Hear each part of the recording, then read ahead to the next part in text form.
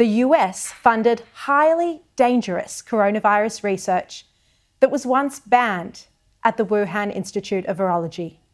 That research involved creating new deadly viruses that never existed before. Intelligence agencies are investigating whether such a virus may have leaked and resulted in a global pandemic. The person who knows more about this research than anyone is the top medical advisor to the president, Anthony Fauci. But when the outbreak of the pandemic exploded and the White House was sitting there wondering how it all started, Fauci did not once mention gain-of-function research or the other research activities at the Wuhan laboratory. It was left to others to slowly uncover. Gain-of-function research involves experiments that can increase transmissibility or the virulence of pathogens, of viruses. And that's what was going on in the Wuhan labs. It turns out that even when this worrying research was banned in the US back in 2014, US money was still continuing to flow through to China to fund the same research. And Fauci is the man responsible for this. He was the head of the NIH when the ban on this risky research was lifted in 2017.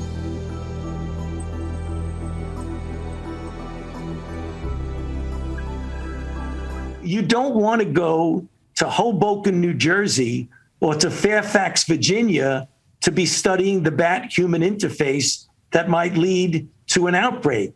So you go to China. The NIH was also funding research being undertaken by Chinese military scientists. American taxpayer dollars were funding research to genetically manipulate coronaviruses with the People's Liberation Army. This particular project also involved the Wuhan Institute of Virology and 2 American institutions. It's not just the Wuhan lab is still authorized for payouts right now. Right now, it's you look on the NIH's website, that PHS assurance is still there. There's 26 other labs in China that are authorized for payouts from the NIH. So what's Fauci's excuse for why he sent money to do this research in China? Well, here's what he said in a little-known interview he did just a couple of days ago. This is a sub-award from a larger grant that received one of the highest scores from American peer reviewers of research that needed to be done. So you say, why do it in China? You do it in China through a very well-known, highly qualified laboratory. Well, let's hit pause there for a second. Is Fauci serious? A highly qualified laboratory? He needs a history lesson. Firstly, the lab was built with the French government and was meant to be a centre of international cooperation. But from the moment it opened, the French were immediately kicked out. They were furious, and French intelligence then warned that the lab could be used for bioweapon research and military purposes. And in 2015, Israeli bioweapons expert Danny Shoham did an in-depth analysis of China's research in the field of biological weapons. He specifically named the Wuhan Institute of Virology. It wasn't just the French and the Israelis who were concerned. The US government itself was aware of the extreme risks of this lab through cables sent back from American officials who visited the Wuhan Institute of Virology in 2017 and 2018. They were so concerned, they sent back 2 cables and they warned of the serious lack of trained technicians, the lack of funding, the biosafety concerns, and they also highlighted the type of dangerous coronavirus research that was going on. So, Fauci, you're wrong when you say this was a well-known, highly qualified laboratory. The opposite is true. Now, you're absolutely correct that I can't guarantee everything that's going on in the Wuhan lab. We can't do that. But it is our obligation as scientists and public health individuals to study the animal-human interface. No, Fauci. It is your obligation as a scientist and a public health official to protect our public health by doing coronavirus research in a laboratory where you can guarantee everything that's going on. So it was incumbent upon us to study the animal-human interface and to understand what potential these viruses have of infecting humans, which then might damage the United States. That phrase that you just heard Fauci say, the potential these viruses have to infect humans, that describes exactly the type of gain-of-function research where viruses are genetically altered to see if they can infect humans. And in doing this research, a new virus is created that does infect humans, that can infect humans, and could leak from a laboratory to cause a pandemic. Please let me finish. So you don't want to go to Hoboken, New Jersey, or to Fairfax, Virginia, to be studying the bat-human interface that might lead to an outbreak. So you go to China. Seriously, you go to China because you don't want to start an outbreak in America? Does this health official not understand how viruses can spread around the world? In China, in labs that are less safe, less secure, where the new deadly viruses can then be used for military purposes and bioweapons research, where military scientists had already advocated for the weaponization of coronaviruses. This is where America's top medical advisor to the president wanted to do the risky coronavirus research. It is unthinkable. And our mission is to stop taxpayer-funded and wasteful government spending on animal experiments, such as at the Wuhan lab. We've been on this journey, like you, really since day one. We started our work and our investigations into Wuhan way back in January of 2020. But our contributions to exposing and investigating the pandemic's origins really weren't so much following the science to implicate a lab leak, but following the money.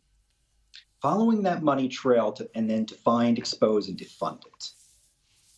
Our new lawsuit that we just filed against Fauci's NIH is part of this overall campaign. Last year, over Easter weekend of 2020, our organization, White Coat Waste Project, launched the very first investigation showing how the money trail worked, showing that indeed taxpayers via Fauci's NIH en route to the secretive, then little-known EcoHealth Alliance were indeed funding the Wuhan lab. It was an investigation that really shocked the world, that potentially American taxpayers were paying for these experiments that may have indeed caused the pandemic. You can see in the new Fauci emails, they talk a little bit about our investigation back in April of 2020, when it all broke and got the White House's attention to cancel the active funding at the time. Well, since we launched that investigation, Sherry, we subsequently sent 2 Freedom of Information Act requests to the NIH to find out precisely what Fauci knew and when he knew it. We requested information like funding applications, email correspondence between Fauci and EcoHealth before and after the pandemic broke, email correspondence between Fauci and former CDC Director Redfield, who, as you know, is a prominent supporter, openly supporting the lab leak hypothesis. He's since received some death threats over that.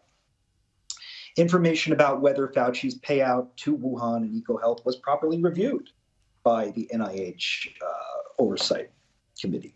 Fauci's emails all the way back to 2013 we requested. We want to see what NIH and EcoHealth knew about a potential lab leak in late 2019 and early 2020.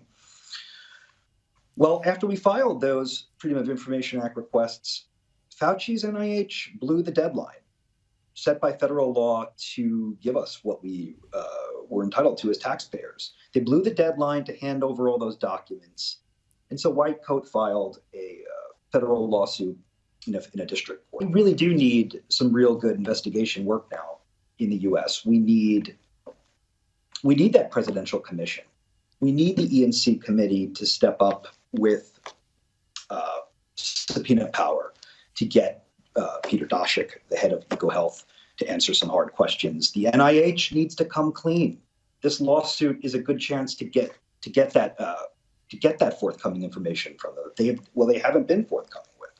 They need to come clean now. We need an audit of all the money we're spending in China. And now that it's emerged, he funded a laboratory that may have sparked this pandemic. There is no investigation at all. And is the White House concerned about any of this? Mr. President, you saw confidence in Dr. Fauci?